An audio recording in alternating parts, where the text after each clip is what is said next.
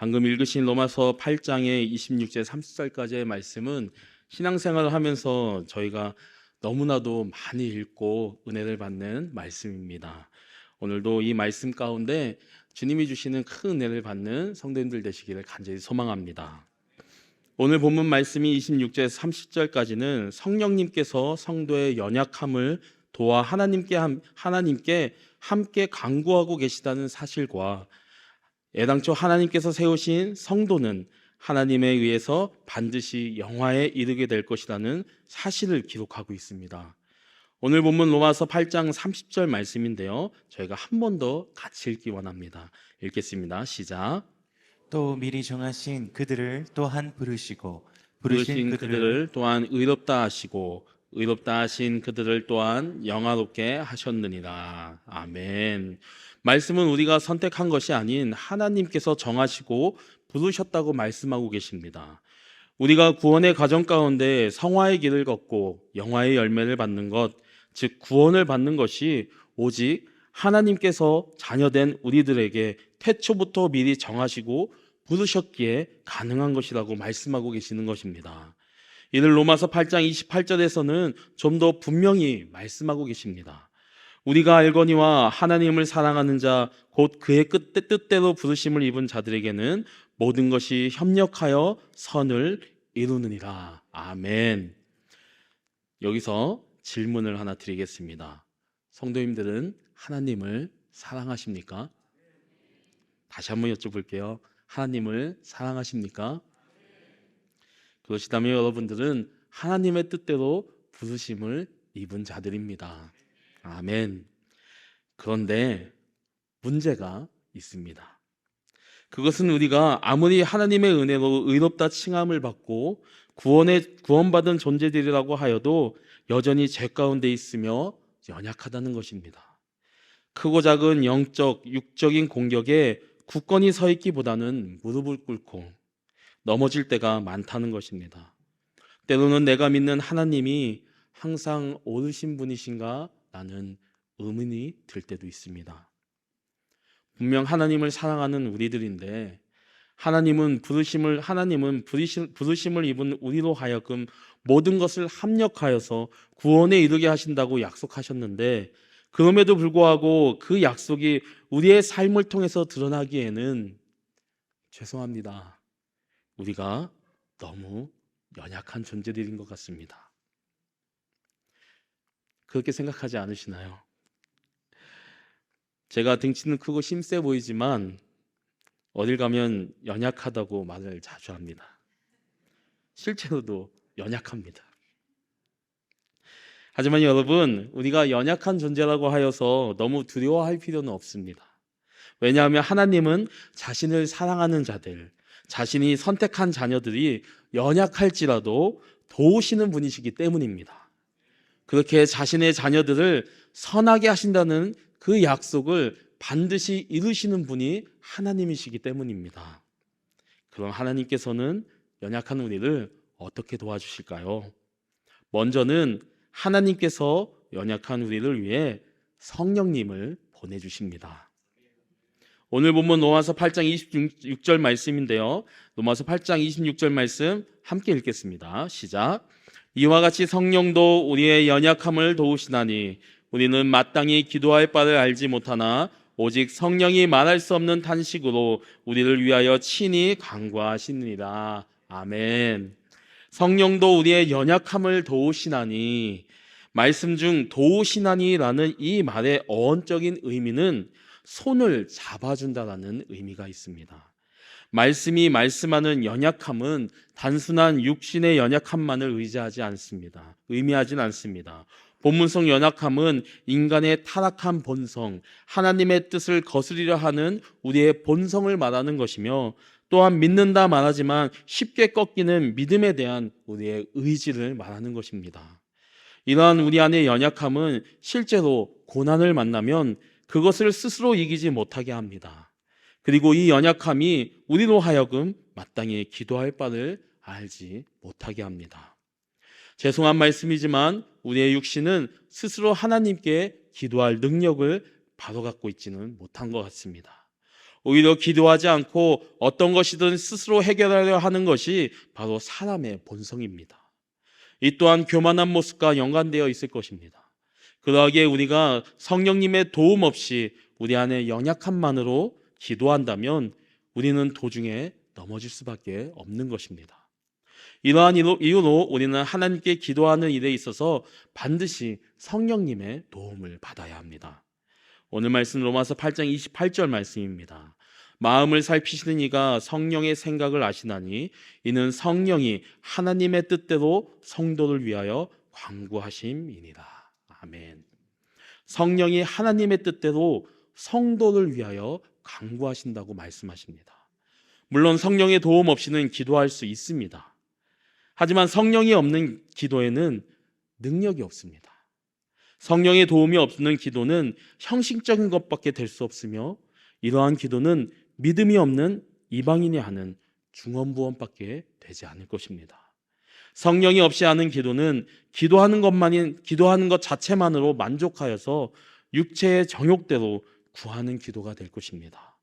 때문에 온전한 기도를 드리기 위해서는 성령님이 필요합니다.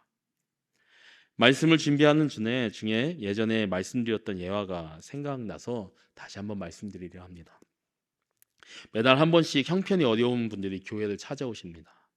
그분들에게는 풍족한 물질을 드리지 못하지만 작은 물질과 함께 드리는 것이 있습니다. 그것은 바로 기도입니다. 어느 날 나이가 많으신 한 여성분이 오셨습니다. 그분에게 여쭈어보았습니다. 교회에 다녀보신 적이 있으신지요? 그분은 멋쩍은 듯이 작은 음성으로 과거에는 다녔는데 지금은 사는 게 힘들어서 허허허허 하면서 여성분이 웃으시면서 말끝을 얼버무리셨습니다. 그래서 조심스럽게 다시 여쭤보았습니다. 어르신, 죄송한데 제가 어르신을 위해서 감히 기도해 드려도 괜찮을까요? 그분은 웃으시면서 기도해 달라고 하셨습니다. 그래서 그분을 위해서 기도하였습니다. 아시는 분은 아시겠지만 저는 참 멋없게 기도하는 사람입니다. 그날따라 기도 중에 왜 그렇게 눈물이 나오는지 그 멋없는 기도도 잘 나오지 않더라고요. 한동안 말하지 못하고 가만히 있었습니다. 그냥 그렇게 기도를 마치고 눈을 떴을 때 저뿐만이 아니라 그 어르신도 울고 있었습니다. 그냥 이유 없이 눈물이 나온다고 말씀하셨습니다. 저와 그 어르신은 멋쩍게 서로를 보면서 한동안 웃다가 울었습니다. 그런 후에 그 여자 어르신께서 마지막에 가실 때 이런 고백을 하십니다. 물질을 받으러 왔는데 더 큰 것을 받은 것 같습니다. 눈에 보이는 놀라운 기적은 없었습니다. 하지만 분명한 것은 삶 속에 지쳐있는 이 어르신의 마음 가운데 무언가가 치유를 베풀어 주었다는 것입니다.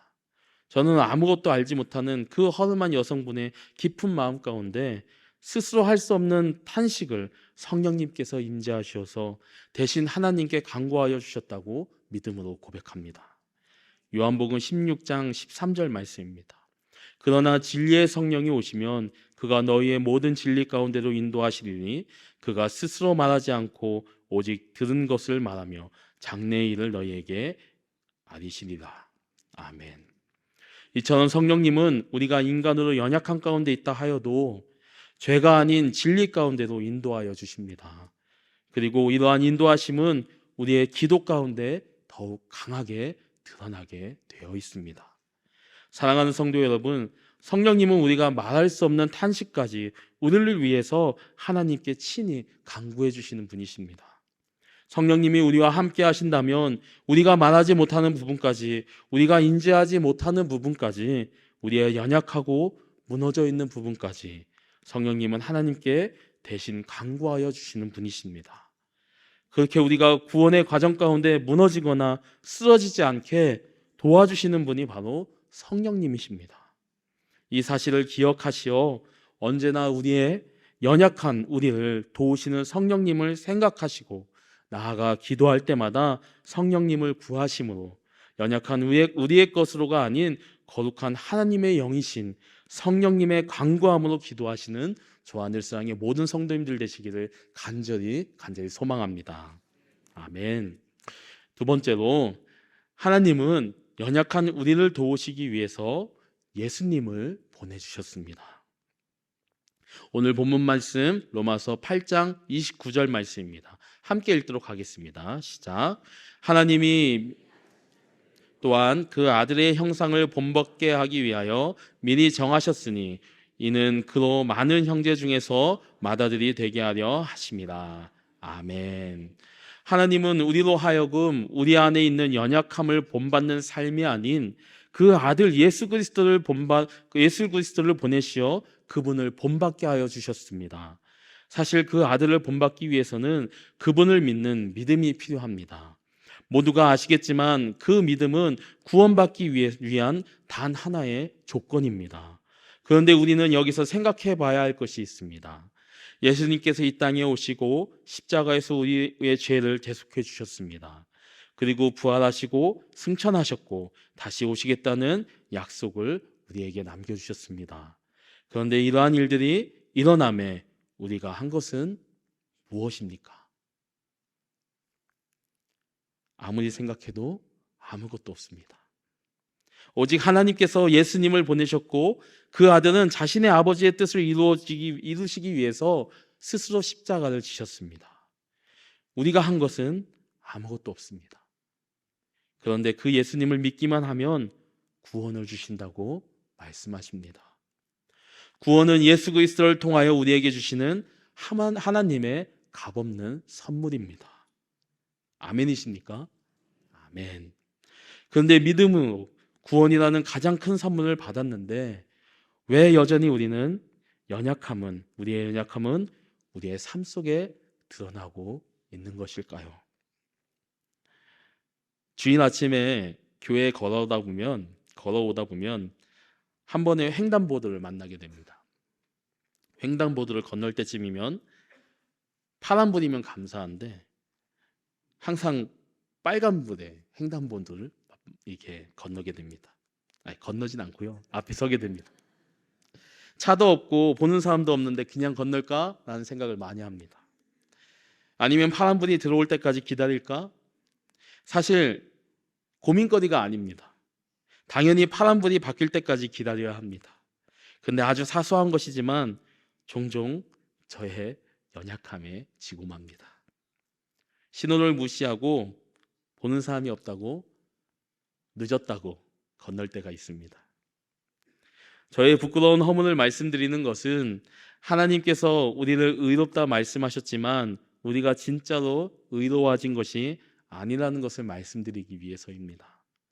여전히 작은 연약함에도 흔들리는 존재들이 바로 우리입니다. 어떤 이들은 한 번만 믿고 구원받으면 계속 그 구원이 유지된다고 말하지만 절대 아닙니다. 우리 안에 연약함이 사라지지 않고 계속 있듯이 우리에게 필요한 것은 한 번의 믿음이 아닌 예수 그리스도에 대한 지속적인 믿음입니다. 기분이 좋으면 열심히 기도하고 기분이 좋지 않으면 교회에 나오지 않습니다. 나의 갈급함이 있으면 주를 부르짖지만 갈급함이 없을 땐 주님 앞에서도 고개를 숙이지 않습니다. 세상 속에서 내가 잘 나가면 예수님이 계신 것 같고 내가 작아지면 예수님을 의심합니다. 나를 위해서는 기도하여도 다른 이를 위해서는 기도하지 않습니다. 죄송하지만 이러한 믿음의 삶을 보시고 하나님께서 뭐라고 말씀하실지 모르겠습니다. 아니 어쩌면 믿음의 삶이 아니라고 말씀하실지도 모르겠습니다. 혹시 이 말씀을 듣고 마음에 두려움이 생기십니까? 그렇다면 우리의 연약함을 인정하고 이 땅에 오신 예수님을 믿고 우리를 위해 오신 예수님을 소중히 여기시는 삶을 사시길 부탁드립니다. 하나님께서 우리에게 예수님을 보내주시지 않으셨다면 우리는 믿음의 대상을 잃은 채 구원이 아닌 죽음이 예정된 삶을 살았을 것입니다. 저는 생각만 하여도 이것이 가장 두렵습니다. 우리 성도님들은 어떠신가요? 바라기는 인류의 구원을 위해 보내주신 하나님의 아들, 그 아들을 소중히 여기시고 항상 예수 그리스도를 원하고 본받고자 하는 모습이 우리 안에 있기를 간절히 소망합니다. 그리하여서 연약함의 삶이 아닌 구원의 삶을 흔들림 없이 살아내는 저와 늘사랑의 모든 성도님들 되시기를 간절히 소망합니다. 말씀을 마무리하겠습니다. 얼마 전 주일 예배를 마치고 본당 앞에서 성도님들과 인사를 드리는데 한 성도님과 눈이 마주쳤습니다. 저는 너무 반가운 나머지 저도 모르게 그러면 안 되는데 다가가서 두 손을 잡아드렸습니다. 그리고 아무 말 없이 그분을 보는데 그분도 아무 말 없이 저를 보시면서 눈물을 흘리시더라고요.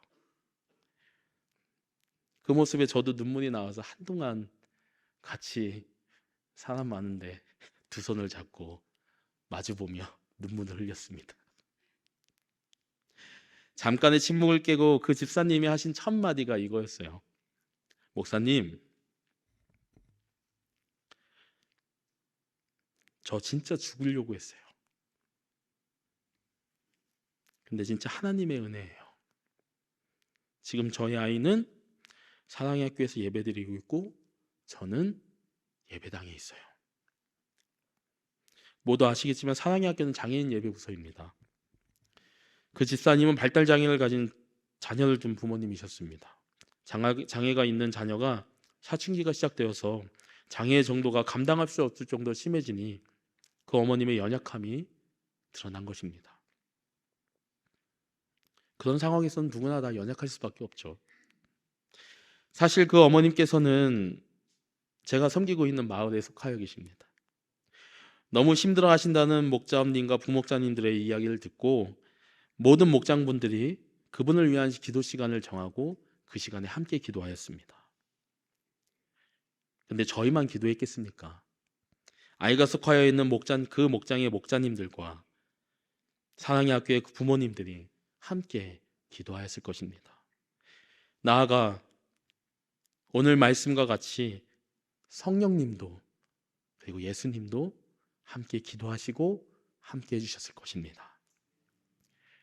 지금 자신의 연약함에 눌려 계신 분들이 계시다면 이 말씀을 드리고 싶습니다. 집사님, 성령님이 함께 기도해 주십니다. 그리고 예수님이 함께 해 주십니다. 하나님이 도와주십니다. 하나님은 어떤 사람이 선하다는 이유로 혹은 어떤 일에 크게 수고했다는 이유로 그 사람을 선택하지는 않으십니다. 반대로 내가 영적으로 연약하고 육적으로 연약하다고 하여서 버리시는 분이 아니십니다. 하나님이 그런 분이시라면 어찌 그 아들 예수 그리스도를 십자가에 달리시기까지 우리를 구원해 주셨겠습니까? 그러하시기에 우리에게 진짜 중요한 것은 나의 연약함이 아니고 연약할지라도 오늘도 도우시는 하나님께 붙어 살고자 노력하는 것입니다. 그런데 그런 하나님을 사랑으로 인하여 우리는 그런 하나님을 사랑으로 인하여 그 뜻대로 부르심을 받은 자들입니다. 혹시 연약함에 지쳐 쓰러질지라도 성령님을 구하고 그 아들 예수 그리스도를 붙들며 살아간다면 하나님께서 모든 것을 합력하여 구원에 이르도록 도와주실 것입니다. 이것을 기억하시길 간절히 부탁드립니다. 그리고 그렇게 연약함 속에 있는 삶이 아닌 오직 하나님의 도움 안에 거하시는 그리스도인의 삶을 사시는 저와 늘사랑의 모든 성도님들 되시기를 간절히 소망합니다.